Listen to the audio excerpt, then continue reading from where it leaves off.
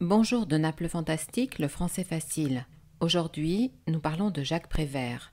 Jacques Prévert, né en 1900 et mort en 1977, était un célèbre écrivain, mais surtout un poète inimitable. Il a travaillé pour le cinéma, mais aussi pour le théâtre. Avant d'écouter le magnifique poème Pour faire le portrait d'un oiseau, je vous conseille d'imprimer le texte qui est situé dans la description YouTube. Dans ce texte, essayez de découvrir et de souligner tous les sons nasals qui ont été étudiés dans la vidéo dont le lien se trouve à l'intérieur de la description. Juste après le jingle, nous commençons.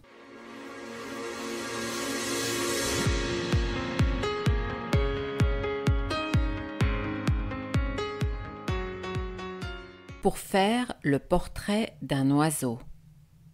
Peindre d'abord une cage avec une porte ouverte. Peindre ensuite quelque chose de joli, quelque chose de simple, quelque chose de beau, quelque chose d'utile pour l'oiseau. Placer ensuite la toile contre un arbre, dans un jardin, dans un bois ou dans une forêt. Se cacher derrière l'arbre, sans rien dire, sans bouger. Parfois, l'oiseau arrive vite, mais il peut aussi bien mettre de longues années avant de se décider. Ne pas se décourager, attendre s'il le faut pendant des années, la vitesse ou la lenteur de l'arrivée de l'oiseau, n'ayant aucun rapport avec la réussite du tableau. Quand l'oiseau arrive, s'il arrive, observez le plus profond silence, attendre que l'oiseau entre dans la cage. Et quand il est entré, fermez doucement la porte avec le pinceau, puis effacez un à un tous les barreaux, en ayant soin de ne toucher aucune des plumes de l'oiseau. Faire ensuite le portrait de l'arbre, en choisissant la plus belle de ses branches pour l'oiseau. Peindre aussi le vert feuillage et la fraîcheur du vent, la poussière du soleil et le bruit des bêtes de l'herbe dans la chaleur de l'été.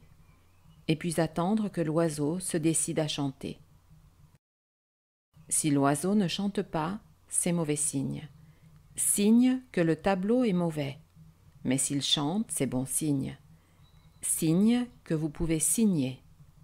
Alors, vous arrachez tout doucement une des plumes de l'oiseau et vous écrivez votre nom dans un coin du tableau. Signé Jacques Prévert. Dans ce poème, Jacques Prévert compare le travail du poète à celui d'un peintre. L'oiseau est le symbole de la liberté et de l'indépendance. On peut s'inspirer de la nature pour écrire et pour peindre, mais il faut y ajouter ses émotions qui pourront plaire ou ne pas plaire. Dans les deux cas, l'artiste signe son œuvre. En bas du poème pour le poète, dans un coin du tableau quand celui-ci est terminé.